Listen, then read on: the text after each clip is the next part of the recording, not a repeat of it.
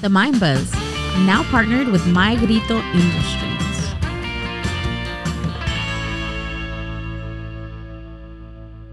The Mind Podcast. Come on, dude.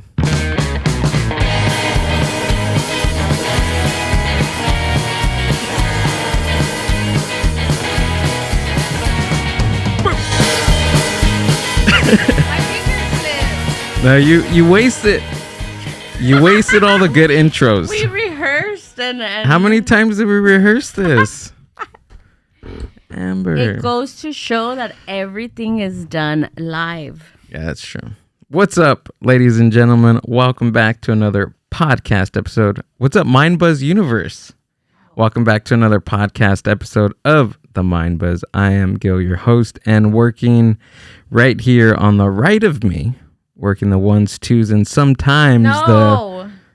What? I was going to say sixes because that's your favorite number. Okay. Sometimes the sixes. Maybe 3 in a row. We don't know. But Amber, right here. What's up? What's up? With the camera. I forgot I'm not number 2. You're number 3. What the heck is going on with me today?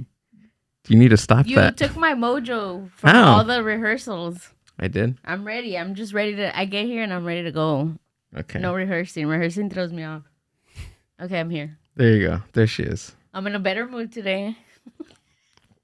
You are. I'm excited. We got an Amber Cam finally. The people have spoke. I was going to say something TMI, but never mind. Javier Savine has spoken. And yes, we will give him the credit. I blame him. I blame you. For the Amber Cam. He started the revolution. But what's up? What was the TMI? Nothing. Because you're like, oh, you're in a better mood. And then I was like, yeah, you try bleeding from your arm. Just kidding. That was my TMI. All right. All righty. Okie dokie. Not in front of our first guest back. So well. It's not Hey, you got to shoot your shot, right? I got to shoot my shot. You got to shoot your shot. I got to give the people what they want. Yeah, exactly.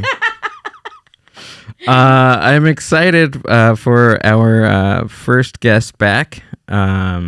We haven't done this in a very long time, so he was bearing with us at the beginning of this, but I'm excited to talk to our next guest. He's a stand-up comedian. We met him at the Puro Laughs, not podcast, but Puro Laughs open mic. We did a couple of shows together. He runs his own show in Long Beach, and we're going to hear all about it. These days, he's advocating for his community. He's advocating for the community, which is awesome. We're going to hear all about that. Please give it up for Jerry Hernandez. Hey, what's Thanks, up? man. How's it going, guys? Jerry, thanks for being here, man. I really appreciate it. Thanks for having me, man. I'm excited. This is gonna be fun. Yeah, this is awesome. We were talking about the good old stand-up community and jokes.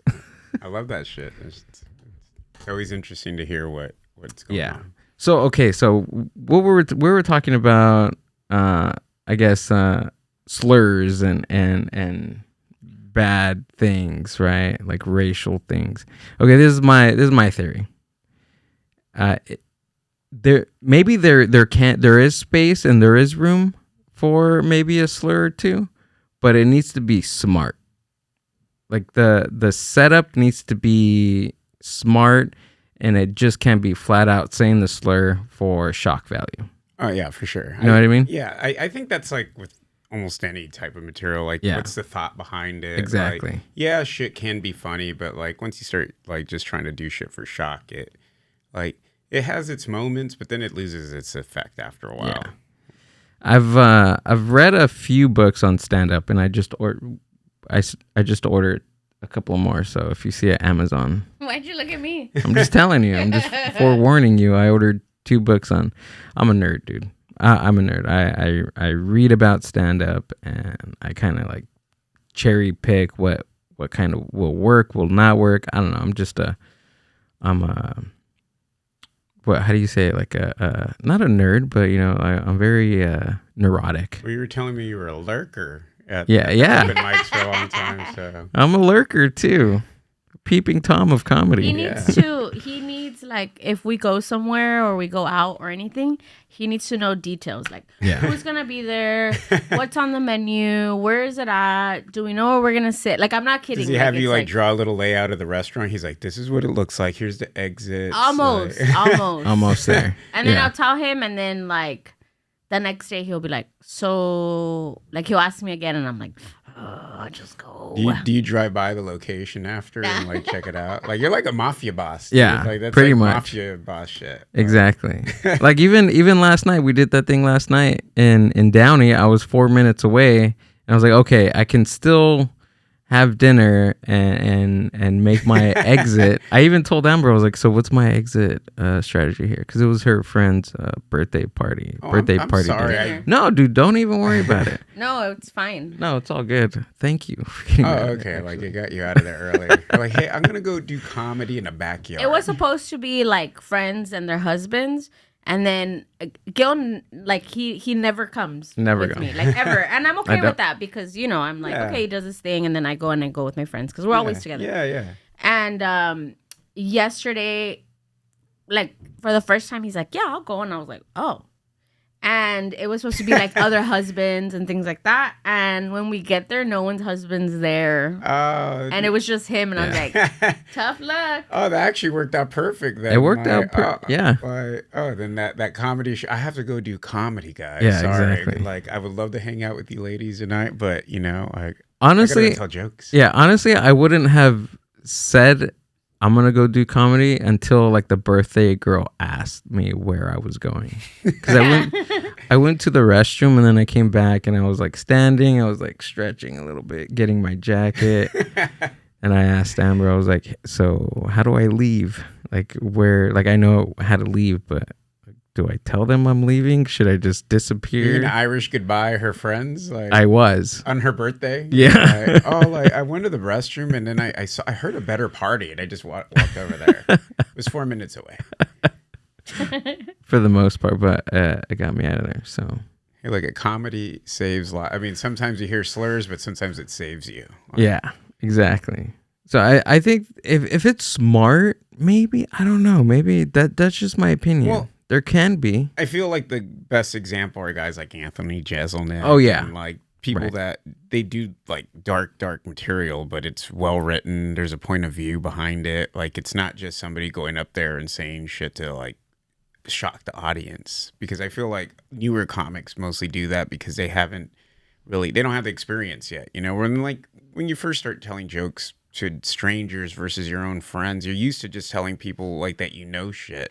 And I don't know if like most people have that thing where like they're like sometimes you bomb in front of strangers, you tell a joke like and people like in a friend setting and it just doesn't land and they look at you all weird the rest of the time. But in stand up it's like that. It's like that magnified though, because you say something fucking weird, they don't know. There's no context behind who you are. They're not like, oh, that's Gil. He's like sometimes he just leaves. He doesn't come to the parties often. But yeah, I think that's something that you kind of like build over time, right? Like knowing what to say. And then that too, you have to, you don't know what your point of view is. You just know that that's a shocking thing to say. Like there's no, the joke for you as a new comic writing, right? Like take for instance, me, I had most of like my material at the beginning was all like trash and very like talking shit and making fun of my family and my uncle and my sister.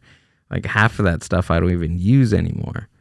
Like I had this meth joke about my sister and like and her being fat and I don't use that anymore. Yeah. Because I think there was a certain point where I was like, you know what, Amber, I don't want to curse. I don't want to curse in any of my stand up. And I don't want to like punch down. Yeah. You know what I mean? I've recently been saying like the word bitch in in a new joke that I wrote. But I think there's context behind that, and I think it's funny, and it's mostly a quote and not just me calling somebody Yeah. a bitch. No, I know. Yeah. I totally get it. And I curse like a motherfucker. So like I curse all the time. But that's you. You're being true to who you are. Yeah. But I think when you first start doing stand up, like you start telling people your point of view and you feel like people, like you watch better comics, obviously, because that's what you're mostly coming from. You're like, what? Like I grew up watching like Chris Rock and Chappelle and like, legends, and like they would come up and tell you like what they think about something, and fucking people accept it, but they say it in an amazing they're fucking legends, so they're funny, but the way they set shit up is correctly, it's in a set up punchline way, but it like there's a point of view behind it, and I feel like they are able to get away with that because people know who they are at this point. So when you first start doing comedy, you want to tell people your like craziest point of views, and it just does not land because they don't know who the fuck you are. And then you're doing it like at an open mic or like a show where there's like 45. You're not doing like a like you're at a club or something for real. Like, so you don't have that time to like really build a relate. Even like 15 minutes, how much can they know you in that? And you do 5, like what the fuck you only do a few jokes and you're out, Exactly. You're saying slur words at when there's kids around and they're eating conchas and stuff. And they're just ordering their churros for the night, and that happens, dude. I want to know what the fixation of like genitals is with comics, because I feel like it's always about like ball sacks or penises, or like that's like often. There's a lot of pussy jokes too. There's a lot of pussy too. Is it just like safe? Is it something that's like I think safe so. and think like everybody thinks it's funny, like a fart, like like everybody thinks farting. Well, not everybody, but you know what I mean.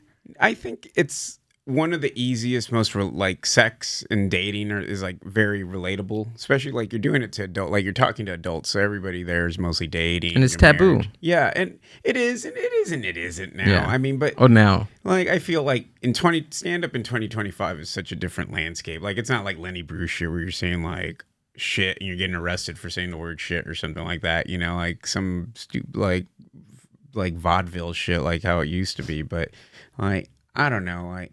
Now, I feel like people talk about sex so much that it's pretty relatable. Like you go on Instagram, there's like doctors talking about like their pussy and shit like that. Like it's everywhere. So I think society has accepted it a lot. Do you have a dick joke, Jerry? Yeah, I have a couple. Oh yeah, you do. Yeah. We heard him last night. Yeah, I tell dirty jokes. I tell all time. I do bar rooms and stuff. So I'll tell dirty. I'll tell a dirty joke, but there's like that's the difference between like being just like shocking to say slurs and nasty shit versus like having a thought behind some dirty thing you want to say, and people really get it. Like I've gotten into Jesselnick like over the past couple months, dude, and he is amazing. Yeah, like he is so. I heard from an interview of him writing, and he just like the way he writes, he just keeps everything. The only thing that is in the joke has to be in there. There's nothing in there that doesn't have to be there, and I like that. Yeah, those efficient writers are just amazing to just watch how they work. It's great. Even the guy asked me last night, he was like, oh, so who are some of your influences? And I was like, oh, I like a lot of the older stuff. Rodney Dangerfield, Drew Carey, Set Up Punchline, Bill Hicks. He was amazing. I even have It's Just Right tattooed on my on my wrist. George Carlin. Yeah. And I was like, dang, none of these are like Mexican. Yeah, comics. Like Puerto Rican comics. That's right. You're Puerto Rican, dude. Yeah. I forget all the time. I know. People always think I'm Mexican, dude. Yeah. Like, I grew up here. I'm from LA, so they either think I'm Mexican or Central American. That's like the default like Latino ethnicity in this area. Like everyone always assumes you're Mexican, but then they'll be like, maybe you're Salvadoran, maybe you're Guatemalan. Yeah. Like that's the only, like that's it. Yeah, we don't really. I don't know very many Puerto Rican people. No, neither do I. Me either. Like in LA, I know like very few. Like I don't know, like there's not like. But if you were in like New York, then they'd be like, "Oh, you're Puerto Rican." Like, Yeah, they know, and like yeah, that or Dominican. Like they're your like, family's always been here. No, my dad is from New York. My mom is from Miami. So they're both from the okay. East Coast, and then they moved out here and they met in LA. So Oh, okay. So that's you're born here in LA. yeah, I'm born. Oh, I okay. was born right by what used to be Staples. Is this Crypto now? So like a California hospital right by right on like right down the street from Crypto. I know the hospital I was born in doesn't exist anymore. No, I was born in Huntington Park.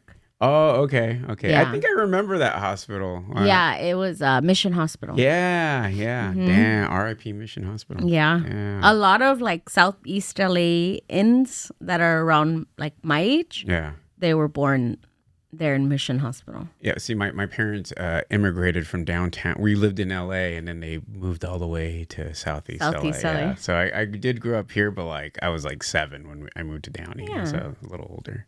No, but I do have friends that I have some friends that were born at Downey Community. Well, I don't know what the hell it is now. It's that one on Brookshire by in Downey. It's PIH. I think PIH now. Yeah. So that I know a dude, Tim Jensen. Shout out. He's wherever he is in the ether because he's like off the grid forever now. But he was born at that hospital. I know because he used to always brag about that shit. Like it was some fucking amazing thing. We have a hospital here in Paramount, which is I don't think it's called that anymore, but it's There's a hospital? where the city hall is. Oh, I forget there about is that a place. It used to Yeah. be called Suburban. Now I don't know if it's still called Suburban, but they were like supposed to knock that thing down. I'm all talking shit about it. But they were supposed to knock it down because I guess there had been like a lot of like malpractice and like Whoa, things back in the damn. day.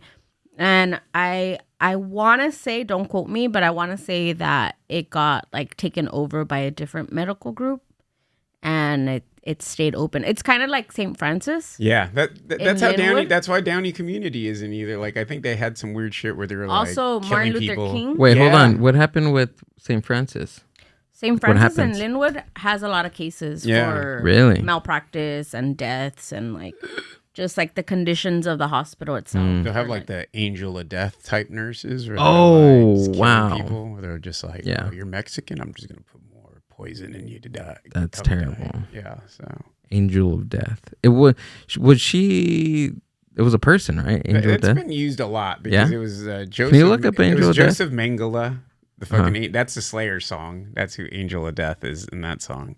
And then there's there are a bunch of nurses that they always call. Like I know there was like some old like when I was a kid there was like a serial killer nurse that was called the Angel of Death.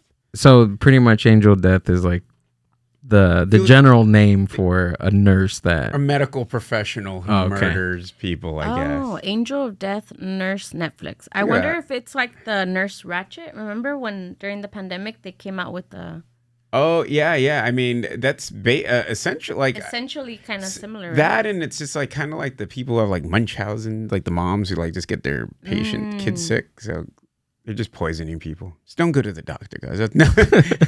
Just don't go. They'll find something wrong with you. Don't go. If you walk away from something from this podcast, it's never. Just don't go to the doctor. Yeah. Is that her or no? Beverly Allen. That's one of them. I mean, like I said, I've heard the name for angel. It's like of a death. term that Yeah, they give. it's Like Oh. What did That's she do? scary. Oh, she killed babies. Oh my Oh. God. This is the third in a series of articles adapted. Oh, that's just them talking about a book. Insulin murders. Does she have like a bio or something? The nurse who killed What's her babies. Instagram? Yeah. What's her TikTok looking like? What is it looking like these days? It's the medical profession people are pretty crazy though. I feel like a lot of people don't think about that. Like they just go in. You know, I'm not saying don't trust doctors at all. I'm not saying that trust the science and shit. But there is a lot of weird right wing nurses. I was just going to when you're talking about that. I was going to say all the right wing nurses right now. To me, it's Yeah, that shit's Crazy. crazy. Yeah, I met when I traveled last year and I was on a day tour and I met a anesthesiologist on a day. I was like sitting on a bus and he was we were both solo travelers, so we started talking. We were talking about that, and he's like, "Man, I don't know what it is. Like all these nurses, like they have like the same like type of education they do, but it's just like they start getting into the vaccine shit, not believing it. Like they're fucking nuts, man." There has to be something. I feel like, because no shade, my Nina's a nurse and her partner's a nurse, and they're good nurses. Yeah. But I think that there has to be like, there's certain types of nurses, and maybe the environment that they're in or the sectors that they're in, maybe some kind of trauma is what Yeah. I'm thinking that probably like triggers something in that aspect of like, because there's like trauma nurses, there's nurses that work with like hospice, things like that. And I feel like it's kind of those things that like psychologically get them. And it's kind of sad because they're in the health like industry, but then they don't themselves get, and like they're not supported. Like, Yeah, no, I get what you're saying. do Like, you see what I'm saying? I think too, because yeah, they're in that bureaucracy of they're probably looking at the patient and they're like, they need this type of treatment, and and like the insurance or whatever is like, no, just give them this medicine or something, just give them this like stuff Yeah. instead, and that'll cover it. And then they're just like, fuck, like I have a distrust for this system, and I get it, like Yeah, I'm not making excuses for freaking racism. no, I know, yeah, But I'm saying like I'm thinking further back. Like, do they all start being freaking woo crazy nurses, or does something within their profession, like, you know what I mean? Well, like, first you become Yes. right wing, and then you start killing babies, and that's how you become an angel of death nurse. Like that's the evolution. That's why they use it so often. I think that happens with any type of profession. If you're doing it for so long, you're gonna find any distaste for anything. I was in the food and beverage industry for a lot of years. What are you gonna ruin for me? I can ruin a lot, dude. Okay, go. I could ruin a lot, but I'm not gonna go there. But I just you pick up things along the way and you start to resent it along the way. And I think just at least working with human and health, like humans and health and like vaccines and misinformation and what medical people are doing now versus what they're doing before, especially like the whole thing with COVID, how many, like the medical field was divided because of the vaccines. Yeah. So I can only imagine, dude, what kind of environment that's that was. scary. That's Yeah. scary to No, know it that is. you have someone like literally like That's your life. like your life, Yeah. and they're freaking Yeah, they don't Crazy. care. Yeah, no, I know. It is fucking nuts. Like I've spent a lot of time in the hospital this year because I had septoplasty, and like I've been. Oh, that's right. Yeah, so earlier in the year I had a septoplasty. What's a septoplasty? So like everybody has a septum in their nose, but sometimes it'll be deviated or just crooked. So like when you're trying to breathe, like you like people who can only breathe well out of one nostril. That's me. Like yeah, so like I used to be like you too. So like- how'd it go? So overall better. I still have some fucking complications to this day, but like overall I'm breathing better. But like right after the surgery, like a week after, I was just like starting into recovery, but I started just fucking bleeding out of my nostril. And I had to go to the emergency room, and I'm on fucking Medi-Cal, so I was just at fucking General Hospital, and they had me stay overnight, and like I was just around the nurses, and like dude, they got a shitty job. It's tough. Like I totally fucking feel bad for them because like patients are mean to them, like they're angry, and like you'll hear people like snapping on them, like fucking just, and you know I get the patients too because they're pissed and they're fucking scared because it's shitty to be in the hospital, Yeah. but it's rough. But man, like I do not like envy a nurse. Like that was in the time where I was like, I don't fucking care how much they pay. I wouldn't want to be a medical professional. Like you couldn't pay me to be a nurse or a doctor, like in a fucking emergency room. Fuck that. I wonder how there's how as the population is growing and the education is declining, where are we going to find the nurses? Especially when everybody wants to be TikTokers and Instagrammers and influencers. Where are we going to find the nurses? Where are we going to find the doctors? There's got to be a certain point in history to Well- where nobody wants to be a doctor or a nurse. Well, we were just bringing in immigrants, but now, like, with fucking Yeah. Trump, like, that's probably going to end too. So we're just probably going to have, like, just fools that were like, hey, man, I got into being a doctor because, you know, fucking comedy didn't work out for me.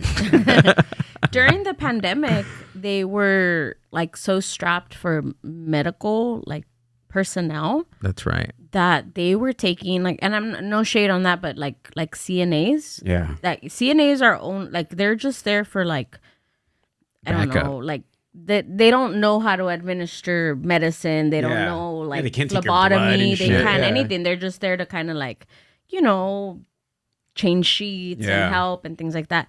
And they were literally like giving them like a crash course on like, Oh, here. Yeah, really? no, yeah, Hey, watch this YouTube video. yeah. Like for a couple of hours. You graduate YouTube University. Yeah. yeah, and It I works know out. this because my source, they work for a big like corporation, and she was like, yeah, she's like, we didn't have people to do it, so they were just literally bringing in like CNAs that were just hired, and then we had like a week to train them, and it was like here. A Fuck, week? man. How much education did they smash into a week? Like a year, couple years into a week? More? Probably. I My mean, God. they weren't having them do open heart surgery, but you Right. know, it was like But 2 weeks from now, if they took another course, they could have. Yeah. The death toll wasn't COVID itself. It was like all the malpractice doctors the shitty and nurses. people who weren't supposed to do the job. There was like the janitor, and they're like, "Hey, bro, put some scrubs on. Yeah. It's your time to shine, dog. You look like you can be in scrubs. Yeah, you look compassionate enough." Yeah. and then we right. had there was a lot of nurses and like doctors and stuff of people that were quitting too. Yeah, I remember. Yeah, because that shit sucked. Like that's what I was talking to the dude when I met him in I think it was in Korea, and we're just bragging, guys. I fucking travel. But yeah, I met him on a tour, and he was telling me about how COVID. And he's like, yeah, we're reusing the same. We'd work like 16-hour shifts and have to reuse the same N95. Like, so you would just like put it in a fucking Ziploc bag and like kind of Ew. dry it out, and then like put it back on the next day because they're short of N95s. Yeah. And he was just like, it was gross. Like, it was horrible. Like, I don't know how fucking. Shout out to everybody who stuck it out in the medical field, especially all the nurses who aren't crazy. And yeah. We're all that was talking my shit, thought. and then tomorrow we're like, Actually, No, I do love the nurses, medical professionals. no, every there's time. there's some nurses that are very they're like they're there for a reason. yeah. And I always remember, like when my grandmother passed away, literally a week before the pandemic, like the shutdown of the pandemic.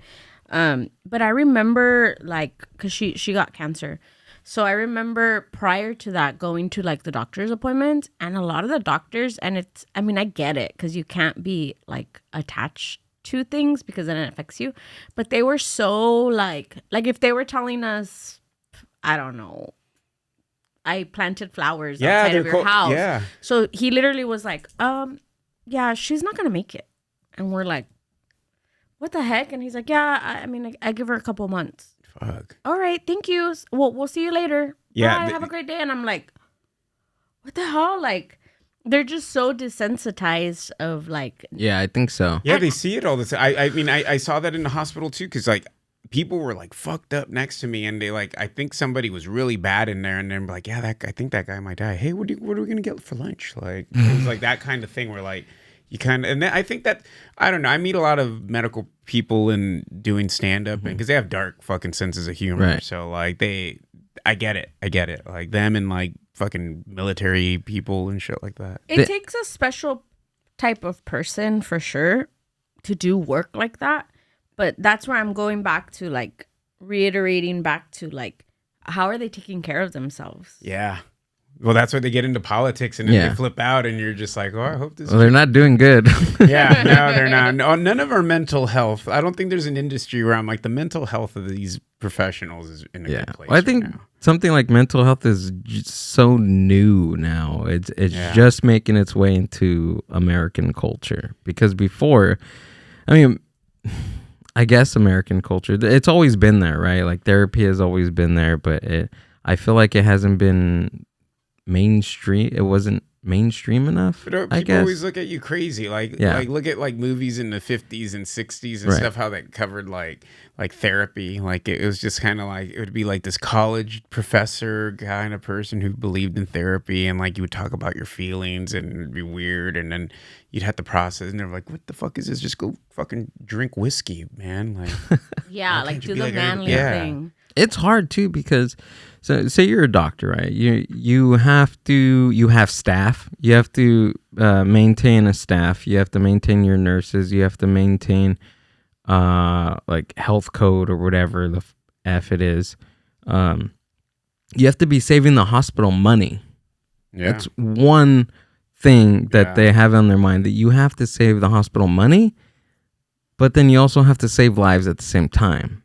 So and the reason why I had a weird like epiphany was like, I'm gonna get dark, but when my dad was like, when he was dying, he like his lungs were giving out, and the doctor like came to me, and like my sister was there, but ultimately my dad gave me the power of whatever power attorney or whatever to make decisions on behalf of him. And the doctor told me that, and I was like, oh crap, like I don't fucking want to do that. Like I even looked at my aunts and I was like, no, you guys, and they're like, no, you have to do it. And I was like, fuck. So they gave me all these options, and I even got mad, dude. I got really pissed because the doctor was telling me all these options, and the one that I wanted to choose was to keep him alive just a little bit longer. And they I told him, and he was like, you know what, Gilbert, I don't think that this is the right decision for your dad, and you're just gonna make him suffer a little bit longer. The procedure is this and this, and he made it sound horrible. Yeah. And I was like, oh crap, maybe not that then, dude. But now I know why they didn't want to do it, because they had to pour all these different resources. Yeah. That means keeping him a little bit longer in the hospital, moving staff to the night to keep watching him more and more, bringing out more medical machines to keep him alive. So I think that was the point. Was there's two things that I thought about. I was like, okay, so the doctors they want to save money on the insurance because of all the resources that they're gonna have to put out before, and then also they're gonna be like, this guy is gonna die anyways. Like, why pour? Basically, that's what he told me. Yeah. Why are we gonna pour all these resources into your dad when we're just prolonging the inevitable? Well, that's what's fucked up about like the way the U.S. healthcare system is, because of capitalism, where it's like they treat a human person, your family member, like it's like a car, where like it's like, oh, at a certain point, why are you putting money in to fucking fix this car? Like you're just throwing the money away, and you're talking about a human life, like who gives a fuck how many that should be up to the family. Like that's why he gave you power of attorney. Like it wasn't like, okay, but unless it hurts the insurance, and like now the shareholders are going to get an extra like fucking $500. Like fuck that. Like that's what it always is. It's we were just having this conversation last night with one of my friends that just went through cancer. She's about a year older than I am. So she's 36. Fuck. And she was saying like how like her medical expenses have been like through the roof. You know, she has a good job and she has insurance, but her insurance doesn't cover like her whole thing. Yeah.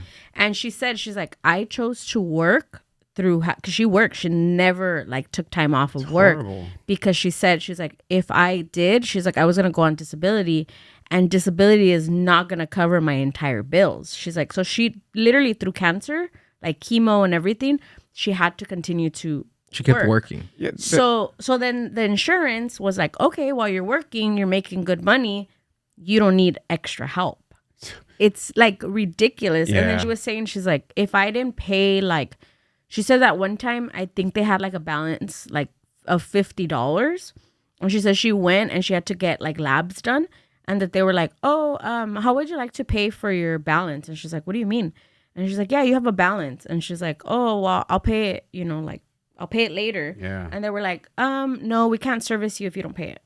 It's ridiculous. Yeah, that's what I'm saying. Like they just try to squeeze every dollar out of you, and like then when because you pay, like, how much does she pay out of her job every month probably that they're taking out of her check, and like it's ridiculous. Like you feel like, and that's a person with good insurance, because if you don't have insurance, dude, they're basically like go die, like just have a good one, and they don't give a fuck, and that's it's terrible with like the way capitalism in this country especially is just about like exploiting, pulling every dollar, and then like as soon as you're not useful, they just throw you in the garbage. You know what I read the other day? I think I read it or I heard it on like a YouTube video about capitalism. There's gonna be a point in capitalism to where it's not sustainable. Like especially in any situation, it's not sustainable because capitalism is I guess it's infinite, right? Because you reach a number and you want to hit that number again, right? To make the most profit. But resources are finite. Yeah. There's going to be a point in history or a point in the future to where there's not going to be any resources. Yeah. To keep this machine going. Yeah. There's going to be a point in history. Literally, there's going to be a point in human future in this world to where we're going to squeeze so much out of this world to where we can't even fucking go anymore. Yeah, we're pretty close. I mean, we're like, there's a lot of water fight. Like right now, India and China are fighting for water. Like India and Pakistan, especially, like they have that Hindus river treaty. Like that, India won't give them their water rights back. Really? Yeah, it's crazy, man. There's like a lot of shit going on with like water and clean air. Like the air's getting like right now. Like all I was reading something news, not recently, but all the rainwater in the world now is not drinkable. It's all acidic. So like, that's crazy. Yeah, so like now we fucked up the environment. So at a certain point, I feel like now that's why a lot of the world governments are working the way they are, because they're preparing for big populations needing to move in rapid periods of time, and they don't want to absorb all these people, so they're starting to like bang the drums of like, no, immigrants are bad because we're gonna have to start taking in refugees eventually. You know what's dumb, dude? You know what's dumb? That we have TikTok, we have all this technology, we have driving cars, we have we have AI robots and whatever, right? But we don't have a machine or something, some kind of mechanical filtering system to turn salt water into drinkable, usable water for humans. That is They do a little in Israel. Crazy. Like they do those desalination. Right. I just think that. But on a bigger scale. Yeah, and I think it's very expensive, and it's like for I don't know, I'm not a fucking scientist, but I just think it's for the amount of water they get out. It's like the cost isn't that well. But like, dude, they're fucking wasting, like AI wastes so much water right now. They're burning through like all those stupid ass AI fucking pictures people do, and like stupid ass AI things they use for like that wastes so much water right now. Like it's killing like Grok or Grok, whatever the fuck it's called, the Twitter thing. That's killing a city in Memphis, like, or a part of Memphis. Wait, hold on. This is the first time I'm hearing that. What is this? So Elon Musk has a big like power plant I think it's in Memphis. I know it's in Look Tennessee. that up. And it uses a lot. It's like in a black community, like a mostly black community, and like they're using all the water, and it's like fucking up everything in that area. But what does he do there? That's where they power the Grok AI thing. So like every time, like what's the Grok AI? It's the AI on Twitter. So you're like, do you use Twitter a lot? No. Okay, so on Twitter, like he installed, it's Grok, GROK, GRO, and put like Memphis or Tennessee, like plant. Because there's like a little, So I wonder, like, how does AI, like, because I've heard that, right? That it's taking up resources and that like for every search that you do, it's like freaking pulling like all this energy and everything. But I want to know how is it intertwined with water? Like how is that? They have those. See, it has those big supercomputers, and they basically have those big servers, and those motherfuckers get hot, so they have to keep them cool, and they use water to keep. I'm not a computer guy, but like they use the water to keep. Well, you know more than me, dude. I didn't know this was going on. Off, and that's what's like burning through water. That is crazy. AI, Yeah. Whoa. Please don't use AI. Don't go to the doctor. Don't use AI. These are the lessons we're getting today at the Mind Buzz, all right? Segueing into everything that's going on now, and what pisses me off is like we have all these things. We're destroying our earth. We have people dying. We have shitty healthcare. We have all these resources. This is a sunshine of an episode of people. But we have an excuse. Well, no, don't excuse my language. It's appropriate for what I'm going to say. We have all these. We have billions and billions of dollars to pay freaking kidnappers out on the street right now. Like, that's fucking ridiculous. Yeah, it's crazy. It's capitalism. It's capitalism, and that's what this government has become. You know what I've learned in these past couple days, which I've been like deep diving, is what's that crazy guy's name? The bald fucker that everybody wants to punch. The one behind Stephen Miller. Stephen Miller. Yeah. So Stephen Miller. I am not advocating for that, by the way. What? No violence against Stephen. None of us on the podcast are advocating because I know they're watching this right now. No, we're not advocating. No, but I said saying. the one that people want to. Others. Not us. Others. Is that there's a lot of ties within everything that's happening within our communities and everything that's happening with what's happening now is like there's money ties behind everything. Like a lot of these politicians, and again, maybe I sound like a conspiracy theorist or whatever, and I don't know if it is a theory or it's true. Amber has been doing the podcast so long that she has become. No, but they're talking about like the Palantir. Yeah. How a lot of these politicians have money invested. Yeah. This person, they're all in. This bald man, that's something that I thought was very interesting is that his family owns like I think like 1,200 like housing units, so apartments here in Los Angeles. Yeah, he's from Santa Monica. Yeah, he's Whoa. a piece of shit. Yeah, Stephen Miller's from Santa Monica. Fucking piece of shit West Side. Goddamn you guys. Yeah, he's from California, and a lot of like Peter Thiel, all these guys are living in California. They're the ones that like there are tech overlords right now. And yeah, I agree with you, Amber. Like I feel like a lot of the reason why immigrants are being demonized at this point is because the billionaires have taken everything and they're in control, and now they're not going to be like, oh, it's our fault. It's the guy selling fucking flowers in the corner who's stealing all your health care. He's getting benefit because they'll say like illegal immigrants are getting $100,000 or something to buy a house. Like where, motherfuckers? Like what are you talking about? What like in California they would be at like you'd hear some like fucking Piolín or somebody would be doing fucking ads for that shit, dude. Like. Fuck, dude. Like, it's never like somebody like that, but like that shit doesn't exist. Like, talk about like immigrants getting all these things for free. Like, no, it's bullshit. And that's what's crazy is it's the rhetoric. That's the myth. Yeah. That's the myth. That's the rhetoric. That's what they're using all that false misinformation to fuel whatever this crazy thing that's going on right now in the Los Angeles communities and in New York and Chicago, and it's just and I think we're so crazy. We're so because I feel like this every day, where I feel like I am privileged, and I think we are privileged that we're even able to be sitting here right now doing this and not. I'm not gonna say that we don't have any fear, because I feel like there is some type of like little fear instilled in even just going down the street, going to eat or whatever for us. Yeah. But I just feel like no one is going to ever feel what we're feeling, what our community is feeling, unless you're living it. No, I totally, yeah, I get what you're saying. And I think like it's very easy for people to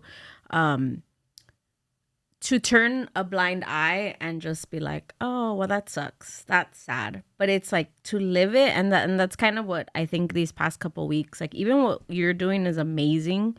Thank you. But it's like it puts you into perspective. Like nobody cares. Yeah. Nobody cares but yourself and your community. Yeah. That's the biggest thing that we have right now is the community. And yeah, there's people in the community that don't care, but for the most part, like just seeing everybody come together, I think that's beautiful. And it's kind of sad that, you know, like I lived my whole life thinking like, oh, the government, you know, they're there for us. Oh, healthcare, they're there for us. Like these are our support systems. And to see it all crumble into what it really is, it's kind of sad. Yeah, it's fucked up. Yeah. No, I get what you're saying. Like it's been hard for me to do comedy and write in the last few weeks. I really haven't been doing much. And I like pay attention to politics a lot. And I've just been thinking, I'm like, we've been very privileged because I think like here I am trying to keep working in comedy and writing and, you know, trying to get my next gig. And I think about like people in Gaza who like, they're like teachers, like people I follow on Twitter now because of everything that's happening over there with Israel trying to genocide everybody in Palestine. And I think about how there's people who are teachers, there's artists, I'm sure there's comedians in Gaza right now that can't fucking do comedy anymore. Their whole life is gone. And I think about how much privilege I've had and how much we have. And now that things are getting bad here, I'm still privileged because again, I'm not like worried I'm going to get picked up. Yes, I can get abducted obviously because I'm Latino, but I'm not like out vending. I'm not the flower vendor. I'm not the taquero guy on the street. Like I think about how much they're just lately I've been like just theories where I'm like, I want to take some time off or something, just relax. But I'm like, they can't. Like that's not how their lives are. So I like it pushes me back in, you know? Yeah, especially with the how hard of workers like just immigrants are. Yeah, it's and you do this crazy thing, right? Like move across the world for a better life for yourself, for your family, and just to get treated like this, it's ridiculous. And all they just want to do is just be a human. They want to be happy too. They want the exact same things that everybody does. Yeah, no, like I've been going out and trying to do local buyouts for vendors in the last like almost 2 weeks now, and Downey and Paramount, all the 562. Honestly, I've gotten money to people like all over LA now, and it's hard to talk to, like at first, you know, you try to doing it like, oh, I want to try to help people, but it fucking takes an emotional toll on me too, because I'm meeting them and I'm seeing the faces of the people who are fucking under threat, and it's hard. And like, I'm trying to give them money, and I know I'm not doing enough because like I can't fix their life. Like I can't give them enough money to like, here's some money where you could be safe for good. It's just like maybe for a few, maybe like half the day, maybe a day. But I like keep telling people I feel a lot like, cause I'm Puerto Rican, so I'm not being like targeted specifically, but I feel like Oscar Schindler and Schindler's List. Like I'm living like Mexican Schindler's List right now, where I am collecting money from people and I'm able to like help one vendor out. But as soon as I'm broke, I see two more. Like the other day I gave $500 to some taqueros that I love, and I was so glad to do it. And just as I was getting back on the freeway, I saw like two flower guys right on each side of the fucking freeway, and I was like, I have no money now, and what the fuck, like I can't help them. And like same shit every time I pay someone out, and like I see another guy and I'm like, fuck, I wish I could help them, and it's like not enough. Like it's shitty, dude. It sucks. So when did you start doing all this, man?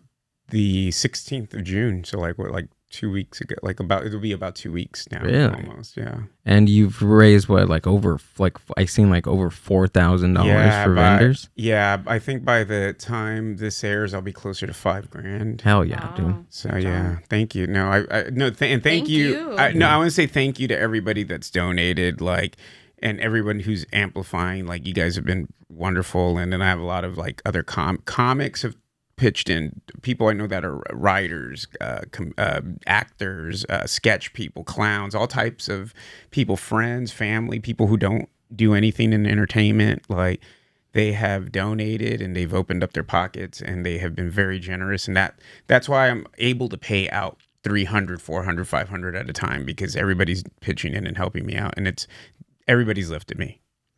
His did you see, Amber, that Eric Galindo wrote an article on what Jerry's I haven't doing? seen it, but I know that you mentioned it. Yeah, Eric Galindo, right? He wrote an article. Shout out to Eric and LA Taco. Eric's LA a Taco. homie. Yeah, he's fucking awesome. Yeah, he also was another person to Amplified, and that's gotten me, like, I was on K-Rock this week, and Nice. yeah, dude, I was on Univision. Like, Really? Yeah, dude. I been doing some which is weird because, again, I'm not fucking. I just did this because I just want to fucking, like, dude, it's hard to do comedy right now. Like, I don't get how, like, everybody, like, there's a lot of comedians who are just like just posting their fucking show stuff and like just living like every day, and I can't do that because I'm here in Downey. Like, all I hear is about raids everywhere. Like, I walk around my neighborhood, it's dead. Like, what used to be, like, I live in the south side of Downey where it's all heavily Latino, and it's dead right now. Like, I walk around, like, by the, like, all the businesses are like closed or just like empty. Nobody's walking around. Like, that's not how Downey is. Downey's not even Paramount. Like, all these areas that I live by, I drive around, it's like a ghost town. And then I'm all paranoid because I see how everybody else is. So, like, now I'm like mad dogging people. I'm like, why is that dude on my street? Like, and I'm seeing all the damn. Go to my link in the bio. That's where the pages or the article is. Oh, right here. But no, it's been rough to just like walk around and like fucking just go back to business as usual. So I wanted to try to help. I was going out to some of the protests, but they're dangerous, and it's I feel like they're effective, but they're also dangerous, and I wanted to do something else that wasn't putting me constantly like in harm's way, where I'm like, dude, I'm gonna get my ass kicked by a fucking cop or something. And I was just like, I just been watching TikTok and everything. I see that dude Hood Santa and other people buying out people, and I was like, they're not ever in Downey. Like, they're not in my area. I'm seeing like the Raspado people walking by still, and I want to see if I could collect some money and see if I could help out. And I just started posting shit on Instagram and just asking seeing if anybody was down to pitch in on the fund. And again, people have been amazing. Just started throwing in money, anything from like 5, 10 up to 200. People have been very generous. Yeah. Again, thank you if you've donated. But so many people have reached out and just have given me money so I can just take that money and go and redistribute it out to the vendors. Cause, like, dude, they're in danger and they're not making money right now because nobody's buying. So, like, they're out they're just putting themselves out in these horrible positions. They're like, it's bad. Like, I talked to the taqueros. They're not selling. The flower people you see, like, that's why people are doing the full buyouts. Like, sometimes I run into the cart. Like, I'll have the good and bad luck of running into them early in the shift, which is great because I caught them early. But they have $500 they want to make that day. Yeah. And if you give them $50, they'll take it and they'll be thanks, but you're not going to get them off the street. Right. They're going to keep trying to sell. So I just try to get them at home and at least get as close to like buying them out as I can. Yeah, that's amazing. Thank you. Good job. You're doing awesome things, man. Dude, I just want to go back to doing comedy full time. Like, I know all the people start following me are going to be like, when the fuck I'm going to pivot eventually just back to shit posting for comedy. But I'm not a professional, like, I don't run a non-profit org. You don't need to, though. You don't need all you need is just the Jerry Hernandez heart and but I doing what you want to do for the community. And that's the thing, man. Your background is not on all this. You're just a good human being trying to do something. Yeah, trying to do something for your community. But honestly, I don't know how. Again, like, I don't understand how people are just like looking and not like at least getting mad. Like, it's hard, fuck, dude. It's really hard, man. Because there's like all this bullshit about we're going. When they were doing the whole we're going after criminals thing was just demonizing Latinos off the bat, because that was bullshit because they're not. And And then it's always like, dude, like I tell people, like I even tell the Latino people that I know that are like fucking like cool with this shit. And I go, dude, you know how easy it is to get like a DUI in this country, like any sort of criminal record in the U.S. where now they're going to use that against you to be like, he's a criminal. He's like played music too loud in the parking lot, and the cop feels like giving you a disturbing of a piece. You have a record. Like so many reasons you could get a fucking criminal record. They took a man, I think it was last week. And he's been in the country for like over 40 years, 2 grown adult children. And they went to his house and they had a warrant. And they were like, why are you taking him? And they're like, oh, he got a DUI in like 2005 or something like that. Yeah, it's ridiculous. And it's like, okay. Yeah, dude, like that's what's so crazy that they're like trying to use, like that's why I tell people, I'm like, one, this country is not free. We have like the most people incarcerated in the world. So like, it's ridiculous. People have this notion that we're so free, that the police are so fair. They're fucking pull you over for bullshit a lot. They do it to people all the time. And now they're using that again to like just grab people that are like, again, I'm going out and just meeting. I hate the hardworking Latino narrative too, because that's like another thing that like we gotta work so hard to prove ourselves. Like if we want to be lazy, what the fuck? Like white people do the bare minimum at their jobs, and like people are like, hey, like what the fuck's Elon Musk or Jeff Bezos ever do? Like how hard of a day's work have they ever done in their life? And people fucking want to suck their cocks for being fucking rich. So I don't like that narrative, but the people I do meet on the streets, these vendors, like they are working hard and they're just trying to make money. And now their business is taken away because any like Latino, like even me, like I'm scared to go buy tacos. I'm like, what if they busted? They're gonna grab us all, like any one of us, like any type of Latino business. Like it sucks, dude. Like it's shitty. And like I grew up here too, so I've never lived a life like. When have you been in LA? You both grew up here too. Like, when has it been like 90 degrees? You go by a park and you don't see someone selling paletas or fruit. Like, and now it's just ghost towns. Like, that's crazy. Like, that's what makes LA. When like my friends who are tourists, like that come into LA, they're like, I didn't know they sold fruit on the corner here, and they try or like, you know, like, and then they're like tajin on mango. What? Like, they're just blown away by the stuff that makes our city cool, which is the Latino culture stuff. And you know what's crazy too is like what you're talking about, like the narrative of like, oh, they're hardworking. I believe that we are hardworking. Yes, people. we are. But it's also like they think that every single person that migrates here is like, you know, I don't know, second grade school level, and they're just coming here to take money, whatever. And I have it's my uncle, my mom's sister's husband, and he was able to move back to Mexico because that was his game was never to come and stay here. Mm-hmm. So my uncle, very educated, college degree, master's, everything in accounting in Mexico. And there was a point in time that like the Mexican dollar, it crashed. Mm-hmm. So their economy crashed. I think it was like in 96 or 97, around there. So he used to have like an exchange, what is it called? Like when you exchange currency money, like a currency like business. And it was going great for a long time. And then when the value came down, it crashed. So it pretty much crashed the market. So now he's in all this debt of like money that he owed, because it's kind of like a bank, you know? And he had to leave his family in Mexico, leave his career, and come here. And he came here to Cudahy. And well, he lived with us first here in Paramount, but then he went to Cudahy. And he literally was flipping burgers for 15 years. Yeah. Master's degree. Yeah, no, I in totally, accounting. Yeah, there's a ton, and Latinos are hardworking. I was just saying we don't owe motherfuckers shit. That's what I'm saying. But yeah, I know people like my friends. I have friends whose their mom would like just work like a regular like cleaning job, but then like they were nurses in Mexico. Mm-hmm. So like when I'd get sick, they'd hook me up with the antibiotic shot, and they know how to do it because they're fucking trained nurses. And all these people that are like doctors, but they just don't have the medical license here in the U.S. that can't do it. Some convert, but it's expensive. Right. But that blows my mind, dude.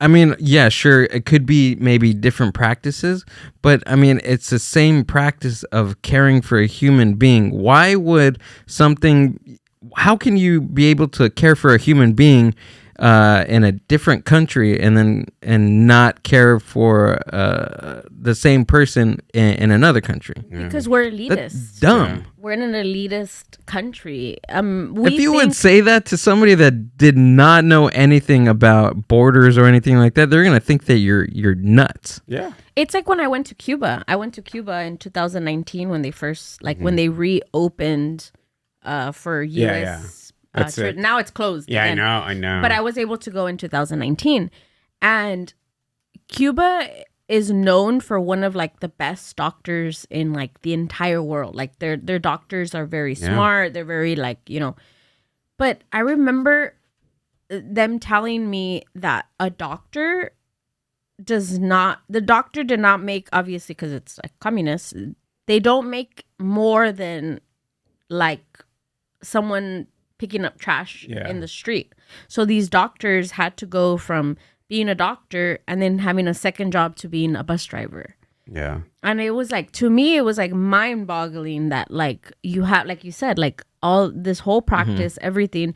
And then they can't even go anywhere else to like help the world, help anything. Like they're just kind of like there. And to me, it blows my mind. Like you said, like, and like my uncle, he flipped burgers for 15 years, working 7 days a week, sometimes double shifts. Yeah.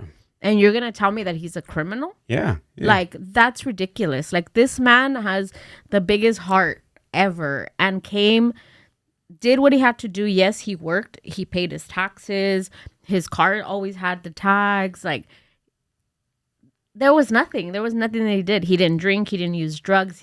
Nothing. Yeah, we're supposed to be the land of liberty and pursuit of happiness, all that bullshit, and like we should be letting people, like, if people come in here and just they're not doing fucking shit. They're just working and being part of society. It drives me nuts, like, because especially these white people that don't live in the area have all these weird fucking impressions of what Latinos are, and then they meet us and we're like, well, you're human? Like, yeah, no shit, fucker. Like, that's what's so dumb about your racism, where it's like it's not rooted in logic, and like they'll always use those bullshit examples like Lake and Riley, and that's horrible that she was murdered. What is that woman that was murdered by the immigrant, and then they just try to go like, oh, but he's like a monster. But that's one. When did that happen?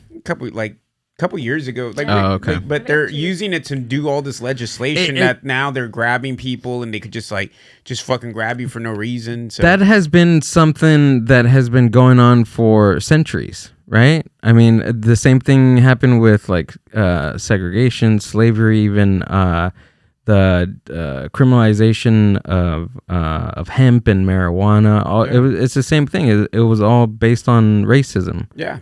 Like it's called loco weed, and they're like, the Mexicans will try to rape you. Yeah, they're high. Yeah, it's all that, and it's always been rooted, and that's how they always try to present Latinos. Like that's why I even hate when like people do the like, we're so we got like the fiery passion, like that, all that, like dudes have machismo. Like I hear that a lot from Latino people too, because they're always like, oh, Latinos are got so much of that machismo toxic shit in them. But I'm like, dude, there's some families where the head of the family is a woman. A little old lady is the head of the family. And she'll kick your ass. Kick your ass, and she'll make the dudes cry, and the dudes will cry. Like, so it's a lot of bullshit. Like, yeah, there's fucking dudes that are assholes that are Latinos, but there's fucking how many white guys fucking don't murder fucking their wives and shit. So like, there's pieces of shit in every type of ethnicity. I agree. And I hate that people are like, oh, well, if you love it so much, why did you come here?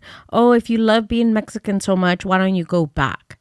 And it's like, we do. Like, I'm first generation. Both of my parents were born in Mexico. They were brought young, so they did grow up here. But I love who I am. I love my culture, and I'm glad that I was able to get the opportunity I get. Well, I mean, now the whole narrative is different. Like, now the dream is like the Mexican dream, right? Like, everybody, like, I mean, Mexico has always been like, people think it's like this third world country, and it's just like, but it's beautiful. It's dope. Beautiful. I love Mexico. Yeah. It's smart. We have amazing people there, and people don't just leave their home just because they want to. There's a need, there's a necessity, maybe they're not safe, maybe there's different factors. It's like America isn't, and that's the thing, is that we're so egocentric in this country that we think that we are the best, and we are not the We're best the worst. anymore. And well, we're not the worst either. But We suck. No, we suck. We're not even the fattest country. You know, we're the 10th fattest country. Oh, come that blew, on. No, seriously, that blew my mind. We are not fat. No, we're not even the Bullshit, fattest. dude. That's offensive. It is. But I think the world is waking up, Yeah. and this facade of who we were is like it's fading Yeah. in time, and it's crazy to see that we're just, the country's being ran by clowns, and it's crazy. I think it's been ran by clowns for a long time. Now we're just able to see it, and they have so But much not- power that not we can't this do much. anything. Not this much. I always saw it, man, because I hate fucking both parties. But So do I. But like, I feel like this is just, it's been snowballing. Like every Yeah. president has been expenentially worse than the They're- other. yeah. Than the one before. They're just carrying them. the torch over. Yeah, like and that- nothing's really changing. They're just, okay, let me start off let me make it seem like I'm gonna change a little bit, but I really am not gonna change anything. We're fucked, dude. Like, I mean, I do have the Terminator 2, like Sarah Connor plan. I am just gonna run to Mexico as it gets worse here, because Yeah, me too. Well, good thing we have a vault down here. I so. mean, that's the other thing, Amber. Like, people will be like, go back to your country. And I'm like, I'm Puerto Rican, dude. I'm Like, this is stuck my here, country. motherfuckers. Like, you can deport me. I'll be back tomorrow. Like me and Bad Bunny will be fucking hanging out next week. So, What comic? Who says it that the reason why they call it the American Dream is because you have to be asleep to believe it? Mm-hmm. I think it was George Carlin. It was George Carlin, right? Yeah. Yeah, He no, fucking hit it, dude. Carlin hit it. Like, a lot of comics. Bill Hicks have been talking about it for a long time. Like, I feel like it's, people have always seen how politicians and the system of that we're in just constantly fails us. You know what I heard? I was watching a YouTube video last night about, who was conspiracy theorist. Well, now most conspiracies, years back have obviously they've been true. Like MK Ultra, true. All these the facts about Hillary Clinton, all true, right? And the video I was watching about was about Mel Gibson. He, like, even back in the early, like, mid 90s, he was a conspiracy theorist talking about Hollywood even before, like, all this. For the Passion of the Christ. Exactly. No, seriously, I was watching some of his interviews. They were wild. He talked about Christopher Walken and how Christopher Walken told him that he was the Antichrist, and one time when he came into a room, like, he was floating like a vampire. But then again, I don't know, Mel, I don't know if I can believe him or not, but he's been talking about Hollywood for a very long time. And for a very long time, they try to blacklist him, but they weren't able to because of his just all the movies that he was in. And he was way too popular for them. Braveheart is a good movie. Yeah. Like, there's some insane people, but they have made some good movies, and Braveheart is a good movie. But he's nuts, and his dad is crazy too. Like, if you like research who his dad's got like crazy, like, I think his dad is like a big Holocaust denier in Australia. And that's not good because of the portrayal of Jewish people in Passion of the Christ. Yeah. Like, he got a huge backlash from the Jewish community because of the movie, how he portrayed Jewish people, and the brutality that they they looked all what they did sneaky in the movie, and like, Yeah. no, well, he's making a sequel, right? He's making a sequel to that. No way. He's working. Is it real? Yeah. Look at Google it up. No, that's crazy. And he's That's funny because I got a joke It's about gonna that be too. Passion of the Christ 2 or 2 Christ 2 Passion or something like that. What? Yeah, it's coming back, and He's not coming back, dude. yeah, he's coming back, and it's gonna He's be not more coming back. anti-Semitic than ever. I bet. Like, I wonder what kind of crazy tropes, because now he's doing it under, like, see, Passion of Christ 2. Oh my Look lord! at that, bro. Look at that. This is what you get. The resurrection, or is it resurrection? Insurrection. It's of the Jesus Christ. insurrection of the Christ. He's at January 6th. That's where the movie starts. That's when he reappears. Whoa. This 2026? This It is really the is. Hollywood stuff you get when you get me, a Hollywood guy, on this podcast, guys. That's crazy. That's okay. That's a movie that doesn't need a. I'm working on this movie, by the way. No, I'm kidding. Oh, like, I wish. Mel Gibson, if you want me to fucking punch up the script, I'll do it. I've heard a lot of slurs at open mics. But even that too. Okay, so his father was a Holocaust denier. Yeah. That's wild. Like stuff like that. I'm pretty sure like 100 years down the road, they're going to be deniers of whatever's going on right now. No, they didn't do that. They didn't do raids in the city of Paramount. The Holocaust isn't even like, it's what, like 100 years, like less than 100 years ago. So like people deny it. So you're not going to, I mean, people deny what's going on in Gaza is a genocide and a Holocaust right now. It's the same fucking thing, dude. It might be worse because I've seen some fucking images coming out of Gaza that break your mind, and you're like, what the fuck, how is this reality? Like, it's horrible. We're definitely living in like this, I can't believe it. Like every week there's just something that's crazy. Like last week, the whole missile thing with Donald Trump. Like it was Sunday, right? When everything happened? Saturday. Yeah, Saturday. I was we were at a family party. Ricky texted me. He was like, "Hey, like, what are you doing?" I'm like, "Oh, we're at a family party. We're about to, we're just hanging out." He's like, "Oh, you celebrating?" And I was like, "Celebrating what?" And he was like, "Dude, Donald Trump just like send missiles to Iran, dude." And I was just like, "Are you fucking kidding me?" And didn't even do it right, man. That's how much of a loser he is. Didn't accomplish the fucking goal. The uranium is still there. The Iranians moved it. They moved it, right? They moved it before because they're not fucking idiots. It's all these morons that fucking are just all pro-war right now. We're just wasting money. They're like, yeah, we're going to go kick their ass. Like, Iran is not like the Taliban. Like, these motherfuckers are very smart. They have a very advanced military. Like, they got missiles. They have hypersonic missiles that we don't have. Like, they're not gonna just like fucking roll over. It's stupid to get into it. There's no reason. Shout out to all my Iranians. I love Persian people. I love everyone in Iran, by the way, not Iran, but Iran, and even the motherfuckers out here in fucking Beverly Hills. I don't hate you guys either. It's just every week something different, dude. Like I was. So this whole like the missile thing, war thing, and I've just been hearing about like just listening to conspiracy stuff like my whole life. I've always like wanted to get more into like the war, like making money off of war. I never got that, right? So I started listening to a book. It's called "War is a Racket." Yeah. And have you heard of it? Yes.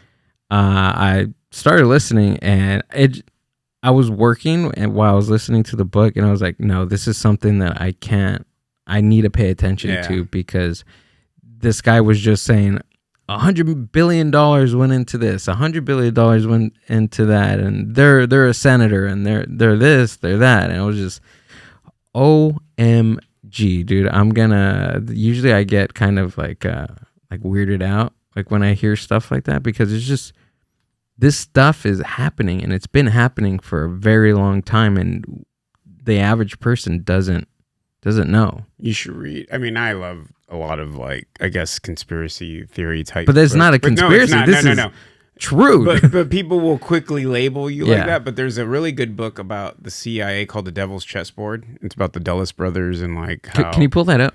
How they were probably involved in the assassination of Kennedy. Like, there's just a lot. Like, ever since World War II, man, like there's been a lot. The Devil's Chessboard. Sorry, go ahead. Yeah, but ever since World War II, man, there's just been a lot of like weird and nefarious things that our government has done to stay in power, to take on what was formerly the Soviet Union. Like it's dirty, and we wasted a lot of money. Like even the other day, like when Iran bombed Qatar at that American base, they were saying it cost us $75 million to defend versus their $2 million. So we do that every day. We'll definitely not be like, we won't have shit here. Our nurses are going to be even crazier. Imagine like the type of nurses they'll be hiring if we don't have any money to pay them. We'll be nurses, the three of us. Yeah. Oh no. We'll nurse on the podcast. Yeah, well, Dad would be good content, actually. We Yeah. should be that's as it breaks down, we're just going to go from comedy to becoming nurses back into making content. Yeah, exactly. We'll kick those nurses' ass that are making content now because you already make content. So you're like, I know, fuck these guys. I think the coolest thing about if I was a nurse, I'd probably give myself IV drip every day. You wouldn't do that thing like, was it that movie Scanners where they would like kill themselves and like bring themselves back with the chest thing? Oh, Flatline. Flatline. Yeah. Oh, dude, that movie is awesome. You should do that. I feel like I would want to fuck with that. Like, what's it feel like to get fucking? I'm pretty sure it's like something like a psychedelic experience for sure. Cool. Or it's like, you know how like in high school they'd be like, you want to do the choking game, and they like choke you out till you passed out. It'd be like that. My mom talks about that. Remember I told you? No, what did she say? Your mom played the choking game? When Yeah. She choked Amber they to were- sleep. No. It's just they a game. they were young, and she says that they used to say like they used to sit not at school but like at home or wherever, and that they used to sit around in the circle, and then they used to be like, "¿Quieres ver a Dios? Do you want to see God?" Like that's what they used to say. And then she said they used to grab a towel and put it around their neck.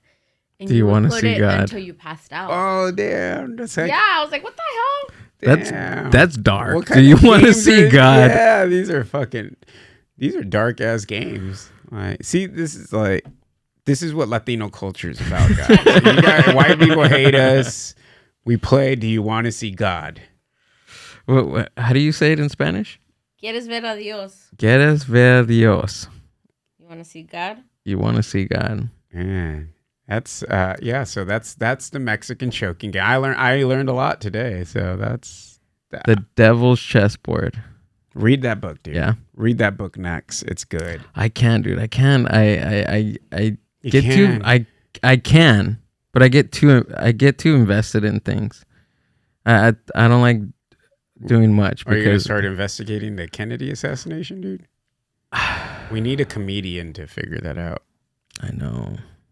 I just Don't let it be Joe Rogan, dude. Don't let like Tim Dillon do it. Like, you should do it, Gil. I should. Go down to Texas. No, I don't want to go to Texas. But you have to. I mean, it's, Oh, Dallas. yeah, you gotta go to Dallas. Dude. I want to go to the White House. What? That's my thing. I want to go to the White House. For what? I to investigate. I'm pretty sure that there's like rooms in there that has like different things. You think they do the choking game in one of the rooms? I hope so. I'll do the choke. No, never mind. I can't say that. No, everything here is just jokes. We're It's just, hypothetical. This is all parody. Parody. Yeah. We're just joking.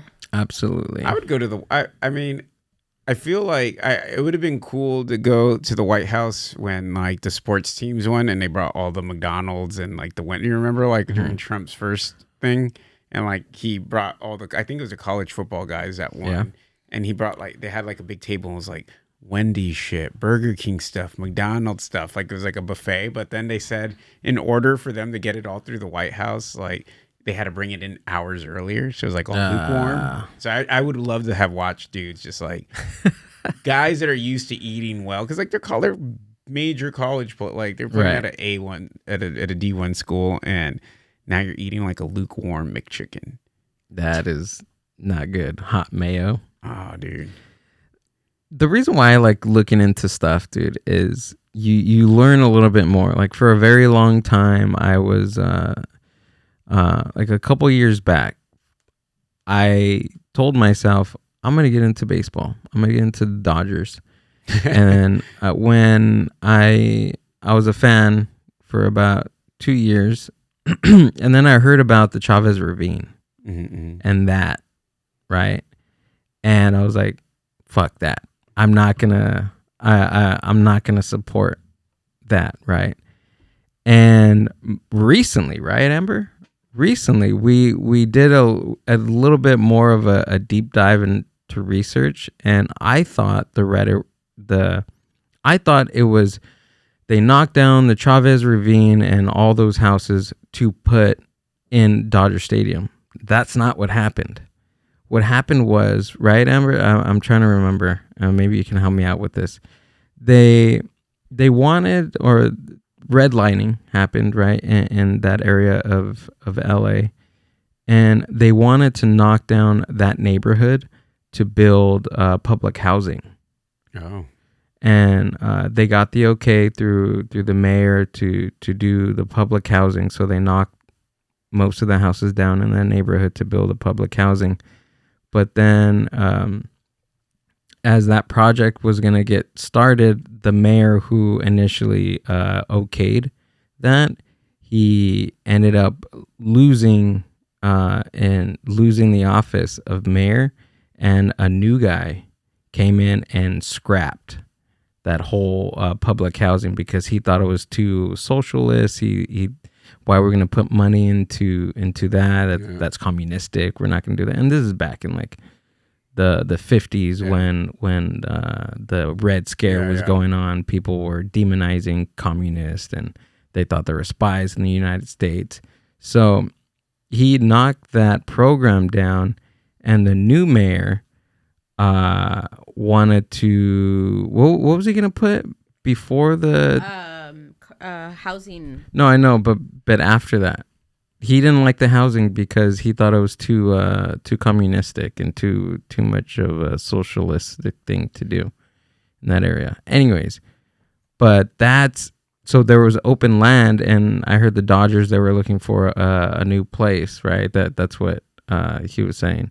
So the Dodgers moved from, I think it was 1962, I think. That's when they announced that they were going to do the Dodger Stadium. So for a very long time, I thought it was because of Dodger Stadium that they knocked down all the houses. But what was kind of messed up was that there were still a couple of houses in the neighborhoods, and I'm probably sure you've seen some of those pictures, and there's even video of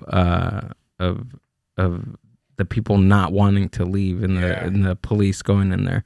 I thought that was most of the houses, but it was only a couple. Yeah. And I think that's where I kind of like built this whole like resentment against it, because I thought that was with everybody, but it wasn't really like that. That's not how it went down. So I learned that like a couple weeks ago, and I was like, okay. I mean, it's not, that wasn't the initial thought behind taking the Chavez Ravine out. Yeah. Did you become a Dodgers fan? A little bit. And then did you get disappointed when they didn't release a statement on ice? Yeah. Okay, so you're like back at I went just back. a week you're in, and like, Yeah. Did they release? I'm still angry. Even they donated some money, right? just a measly million. Yeah, $1 million that they probably make more. They make of that 4 in a per day. game. Look, Yeah, look up to see how much. Wait, I was gonna say something on touching base of like, yeah, you found out that the Dodger Stadium wasn't gonna be there initially, but the fact that they thought that land where people were living was so insignificant, even if they weren't gonna put a stadium, even whatever, the fact that they were gonna bulldoze it because they said, there's just Latino people living there, they don't need it, like, that's fucked up. Yeah, it doesn't matter what they were gonna do. It's the fact that Sure. they went to a Latino neighborhood to do that instead of going down to a white neighborhood that probably had land. Yep. No, they're gonna go to the minorities that they think are less than. Right. They could have bulldozed and done nothing, but the fact that they went and they did that, like, it's I think that's significant. And we've seen a couple interviews where people were saying like that a lot of them, this is their first home that they ever purchased. Yeah. So they were, they saved money. That was the start of their generational wealth. Yeah. And they got so lowballed of getting out of there that a lot of them, the majority of them, weren't able to go and buy a new home anywhere. So they had to go and restart and rent an apartment. And then their generational wealth ended very short-lived. Yeah. Like, that's fucked up. Like, Yeah. No. So it didn't matter if they did a shopping mall, whatever. It was a fact that they went and they pinpointed that community. Yeah, I guess my focus was a little bit different, but for me, I thought And I that still that say was a fuck whole the thing. Dodgers. I'm right now. The fucking Dodgers fucking broke my heart, man. I'm fucking pissed at them. It's hard for me to like support these. Well, there are a lot of the fucking players are already like MAGA guys. I noticed you don't have a Dodgers hat on. I know, I haven't worn it I've lately. never seen you without You're without fucking a. hurting me, man. Like fucking. No, idiot. it sucks. I only Kike. Shout out to my fellow Boricua, Kike Hernandez, who is the only one who has spoken out against the fucking ICE raids in LA. He's a G.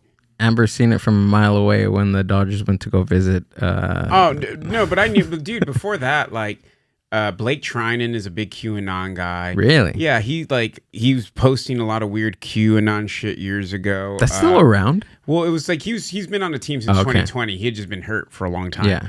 And then Kershaw is like a hardcore Christian who got mad when they did the drag queen night. He was the one who threw a bitch fit, and then they like had to have family and faith night after that. Oh my God. So your guys is choking Clayton Kershaw, who sucks, by the way. I fucking hate Clayton Kershaw. The fucking most overrated, sorry ass Dodger with his loser ass hunch every time he gives up a home run in the fucking playoffs to some fat fucking white guy. He's a fucking sucks. I hate him.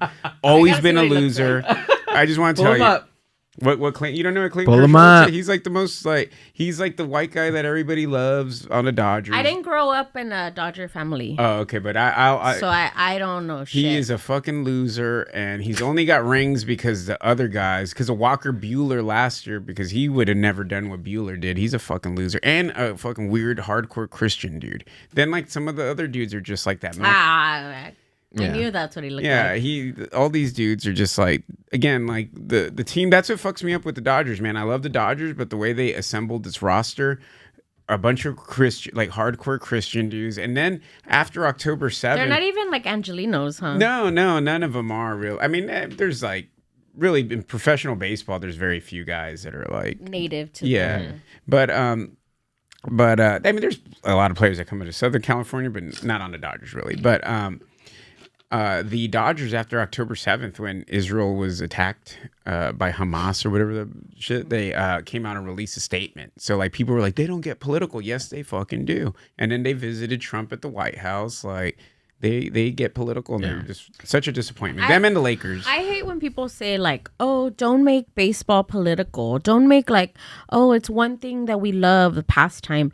But it's like you're choosing like apples to apples. Like people are picking and choosing what they can deem as correct and not, and that's why I feel like like Gilbert will say sometimes like, you don't, because he'll be like, oh, who's your crush, or oh, who's your celebrity crush, or who do you like, and I've never been like that. I don't know why, but even now I'm just like, good, because I feel like, and I get it, some of us want community. And because we had this conversation, that's what Gilbert said. Because I was like, how do people pay like their entire life? There's people that their personality is the Dodgers, like their home is Dodgers. Yeah, I know. Yeah. Their car, their flags, everything is the Dodgers. And I'm just like, how do you pour your heart, your soul, your entire being into a team that doesn't even fucking know you exist? Yeah. Like, that's why I never that's why I love the Dodgers. I love sports, and I like support the LA team. The Kings are also a disappointment, by the way, but just that's the only other hat I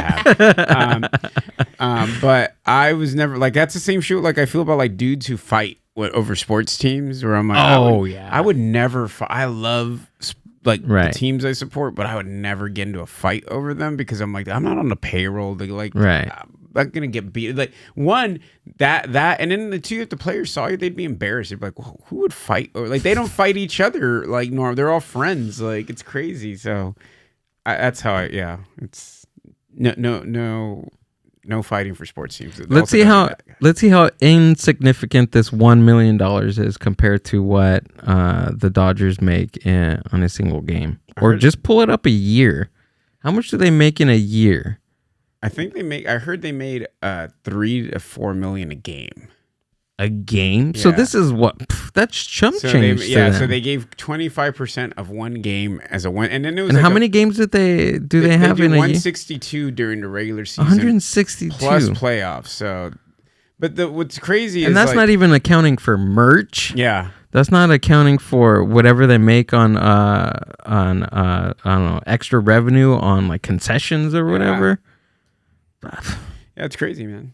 Like it's Streaming services, well, probably MLB doesn't give them anything. But they do 4.29 million in ticket revenue per game Per home game. oh my god! So like that's like just one, not even like what they do in ticket sales. So like that, and then again, they did a really vague thing where they're like, we're just gonna give it to support immigration family. They didn't really say like we're gonna hire a lawyer. We're gonna give it to like a legal fund. Yeah. Or like they just were very vague about where that money goes. So where that million ended up, I would say like in the pockets of like some like Red Cross type people, where it's like all the overhead goes to them, and then they'll give out like $1. See, and that's something that I liked.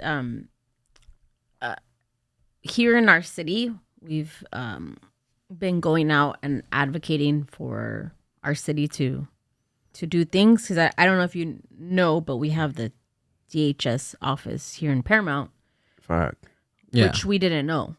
And Damn. they've been here since 2017. Damn. Literally in our backyard. Because I used to live, my Yep. parents' house is right there, and it's literally Less than our a mile from here, in this place. Yeah. There's an office. Down this way?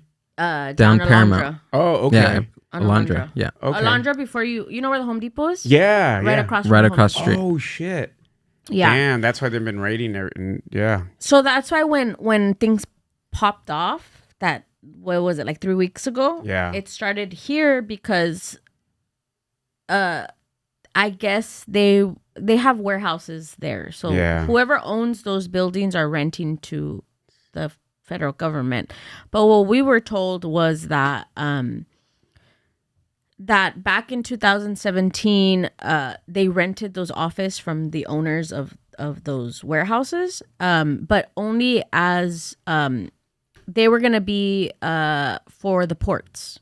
So from 2017 to now, they were only strictly working because the Port of Long Beach is close by, like 15 minutes from here.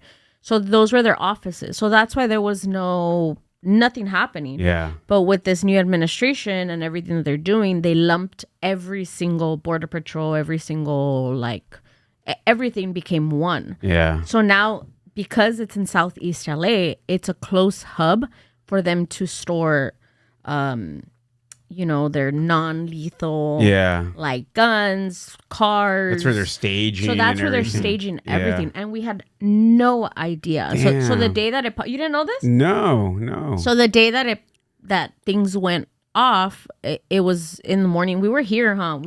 We were here. We have meetings every Saturday here, and we kept hearing like police, and we're like, what the heck is happening? So what we found out that happened was, Well, you seen a video right before our meeting was gonna start, and then you're like, oh shit, like something's happening. Yeah, something's happening. I think ICE is here, right? Yeah. So what happened is that before you get to those warehouses that are there, I forget about my camera. Before you get to the warehouses that are there, there's a light, right? So there's like a stoplight, and you can either go up to the bridge over to Compton or get the 710 or make a left to go into Home Depot. Yeah. So people were stopped. It was like 9 a.m. People were stopped at that light, either going to Home Depot or going across the bridge. And they said that all of a sudden they were at the red light, and then all of a sudden a cop car came and stopped them from proceeding once the green light went. And that everybody's like, okay, like this is weird. So then people started seeing ICE vehicles like in a line going into those warehouses. So people were like, what the heck is happening? It's all that food. It's that food distribution on Garfield too, like that. Yeah, there's back that, there. Yeah, but their main office is like here, which is in the Southeast LA. So then people started recording, because obviously, I mean, if you see over 20, ICE vehicles, you're gonna be like, what the heck is going on? So people started recording, and they said that the ICE agents started seeing people recording, and they started throwing the flash bombs. Yeah. So that it would supposedly cause a diversion and people could stop recording, and then smoke bombs. Yeah. Well, one of the smoke bombs was thrown into a car of this lady and her daughter. Oh my God. So the lady had her windows down, and they threw the gas bomb through it, and it landed inside her car. So it popped inside the vehicle with the underage. I think the little girl was like 12, and then the mom was in there. So obviously people that are stopped and coming see this, so that everybody starts getting off their cars. The ladies, like her and the little girl are like, you know, choking and yeah, everything, and freaking people out. Yeah. So then they start throwing more gas bombs at everybody, and then they hear grab everybody that's recording. So they start, all these agents start running into the crowd, and they start like literally like face planting people that were recording with cell phones. Fuck? So then that's where, which is all legal, by the way. So that's where everything started. Yeah. And that's why people got off, people got angry. Yeah. And I know a lot of people were like, oh, they shouldn't be throwing rocks at cars. They shouldn't be this. But that was like, everybody was minding their business. All these motherfuckers that are always calling for civility from protesters make me sick, because like they'll be like, oh, optics, civility, but then they're not saying shit while these motherfucking Gestapo people just come and crack your skull, get you on trumped up charges. It's all bullshit. You see it on fucking videotape and they deny it. And these fucking morons that are like, that's not real. Like, oh, I don't know if that's real. Like, oh, until it happens to their dumbass. Like, until their fucking skull gets cracked by some dipshit fucking loser that can't even be a goddamn cop, because that's all these motherfuckers are. They're fucking losers. And it's bullshit, dude. I fucking hate it. And I'm sick of all these motherfuckers who demand civility from us when we're being attacked every day. They dehumanize you. They fucking show you no respect. There's no, like, civility is bullshit. Like they don't, like, there's too many quotes about why civility and protesting is bullshit. All these stupid motherfuckers just don't get it. And like, again, when their skull gets cracked and some bullshit like that happens, they'll be crying, and it's hard to give them sympathy. Yeah. Yeah, it's nuts. Hey, did they ever pass that law for ICE agents to wear a mask? No, that's another thing. Like these fucking Democrats keep crying and acting like they're doing performative shit, because like to pass it, like a lot, they've been in California now for almost this whole. Today's what, the 20th. Today's the 28th, and they have not passed any law to fucking do anything. They're not using the local law enforcement to come up and like check to see if these guys are actually real agents or just like private eyes and all that shit, bounty hunters like they're saying. So to me, the cops are fucking worthless. Here in Downey, the local government, half Republican, half Democrat. The Republican, all the Trump voters are all quiet. Like the lady Claudia Fermenta, who's the city councilwoman, you can't even like post a comment on her IG because she's got everything locked up. The other guys are just like acting like they're doing stuff. They're posting all those resources that like, here's what to do if like for like shit that a fucking blog influencers posting. That's what our government is doing. They're doing like photo, like I saw another city councilman member of mine do a fucking podcast yesterday with a lawyer she doesn't have a big following, so she's like, I would get like, oh, Sweet James or somebody big, like Sweet James. Yeah, somebody with a big following at least, but like it's some shitty lawyer that she's like got like she's got like 5,000 followers on Instagram. Like, why is he doing that? And it's like, instead of making the like local police officers come over, try to identify these cops, all they've done is harass protesters. It's pathetic to see what like the Democrats are doing here. It's sad. And I remembered with you saying that why I told you the whole story of what happened is because we've been going to like the city hall meetings to kind of say, hey, like we want ICE out of our city. We want, so we've been going. And to make a long story short, like the city is giving money to this like thing, right, of like helping immigrant families and things like that. And one thing that somebody said, which he lives in the city, and I like that he said that. He's like, I hope that the funds that you guys are allocating for this, he goes, is actually going into our community and actually going to our people. Yeah. He said, because this whole like,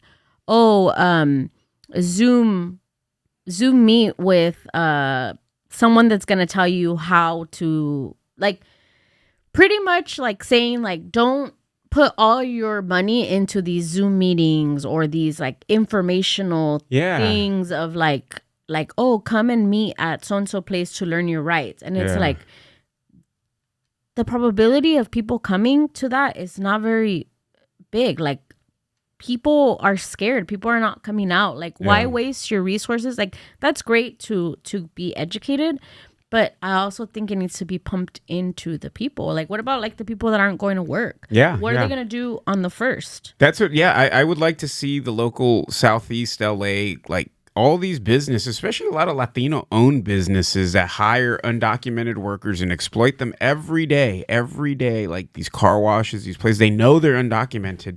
I want to see them step up and start paying their salaries, start paying for their legal fees, and start supporting the community. You know, they're attacking all of us. We should go on a general strike. How about we shut everything down? They're attacking all of us. We shut down until they realize how important the Latino dollar is, because they use our money, they use our labor, they take everything from us, and then they want to just also beat the shit out of us every day. Slavery, dude. Yeah, man, it's hard. Modern It sucks. slavery. It Modern sucks. slavery, dude. I hope I hope we've made the most optimistic episode on your guys' return. Like, these are the dark times, but honestly, that like This is what this is for, because we need to talk about this stuff, because there's a lot of we're seeing this stuff every day, and it I think me and Emma were talking about it. I was just so frustrated last week, like just with a lot of things going on, and then there's really no time to really talk about stuff that's happening, to let it all out, because there's stuff happening, like I said earlier, every single week, and I feel like it's just getting worse. Yeah, no, it's hard, and then sometimes I feel like an old guy, dude. Like I never thought I was gonna be that rambling guy You sound like angry. I can't believe the president, the government, blah blah. Well, but that's what's happening. I'm old and I'll own that shit, so I'm never like, oh, I can't believe I'm that person now. I'm 42 years old. I don't fucking lie about, like, I'm not trying to be one of these comics. I'm like, I'm 30, like fucking Matt Rife, and he's old as shit. Like, no, I'm not. Like, I keep it real. It's like, well, Yeah. like, how's still open for you, Matt? Like, call me, but like I keep it real. Like, but it's just weird. Like, I hang out with a lot of creative people who are like, they're funny, they're very smart. I know because I talk to them, but like, they have fucking zero fucking like curiosity about what's going on. Maybe because they don't live in this area. I get it, because like I know you guys are here in Paramount, and I'm in Downey, and for the last 2 weeks, it's just been like a goddamn nightmare there, where like my community does not feel anywhere close to what normally is. This like, doesn't happen here. no, and Doesn't happen here. I could only like compare it to COVID, because it's like Yes. COVID if it only affected Latinos, because like Yeah. I was out in Hollywood last week, and I was just walking around, like getting back to my car, and people were just like fucking drinking, having fun, white people, and they were like having a nice little time.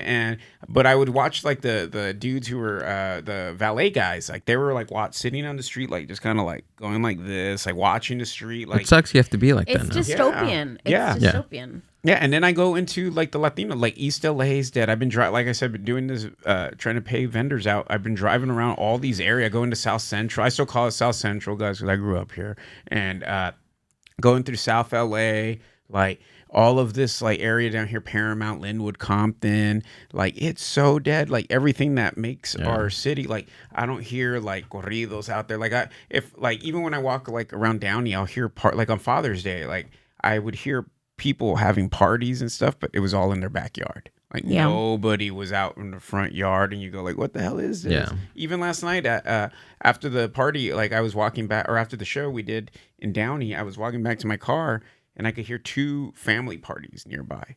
But there, like I saw one, it was in the backyard, and I like walked by, like nobody was out there. And it's not like that, bro. Like my neighborhood would like, people would be throwing parties till the like neighbors got singing, like, all right, I'm finally gonna call the cops on you. It's 5 a.m., bro. Chill out. Like, stop shooting fireworks, all right? Like, that's how it usually would be. And like now it's like ghost town. And outside. it's not.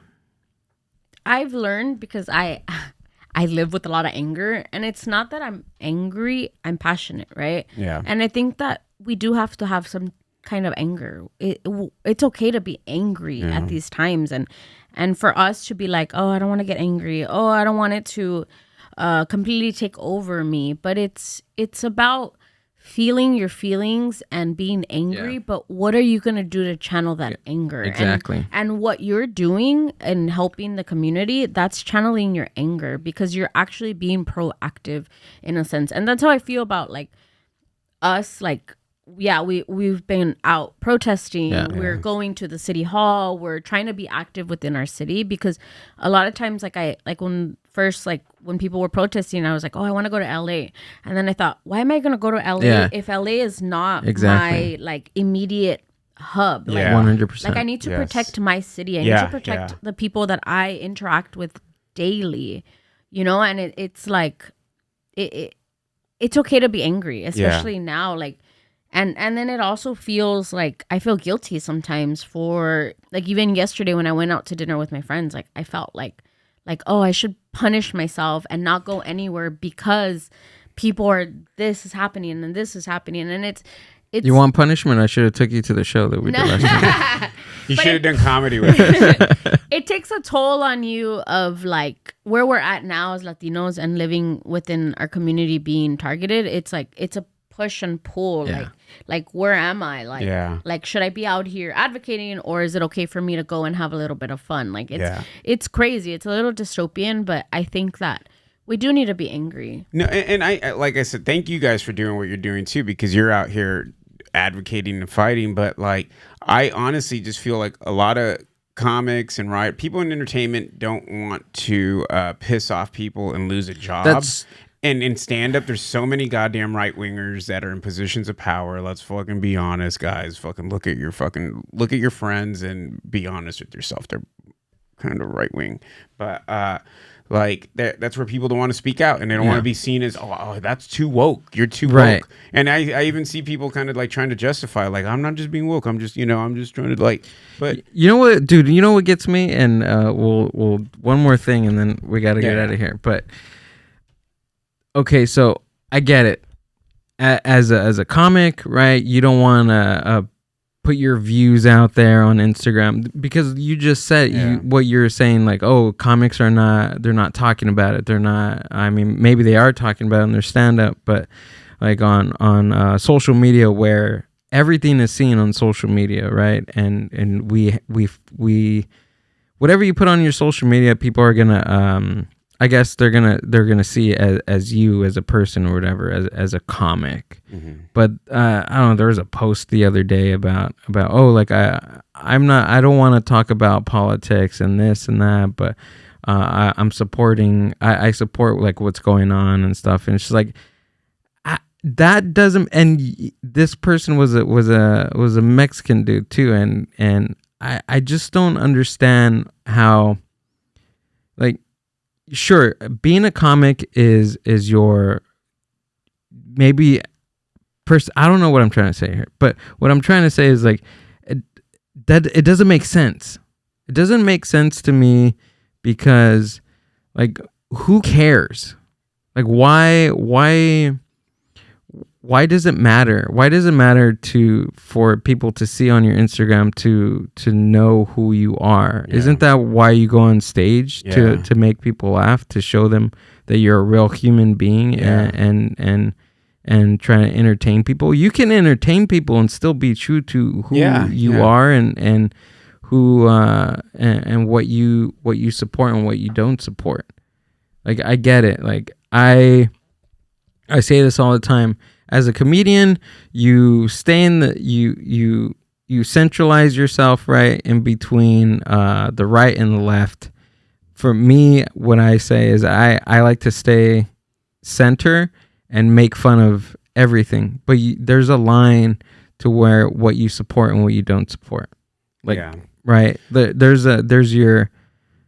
you on stage, and there's a person off the stage, and I don't know. So I guess some people portray it differently on their social media or whatever. But that just it pisses me off, dude. Like you can't be yourself. Yeah, I mean, I look, I do shows all over LA. I've been doing shit in San Diego lately, and I know I do a lot of Orange County comedy, which is everybody in LA is like, it's so conservative, and I probably do make conservative people laugh because I don't necessarily just constantly talk about my politics, but when they do follow me and even if they really like pay attention to my jokes, like my politics are in there. It's not like they're not so buried, and then when they like I know like lately like I've been getting a lot of followers and they'll like see my politics and they'll unfollow me quickly, but I'm like, dude, that's what like that's who I am. I'm not gonna fucking change, and I don't like those people who are like, well, I'm trying to like that old Michael Jordan. I don't even know if it's a real quote, but he's like, I sell shoes to both Republicans and Democrats because they buy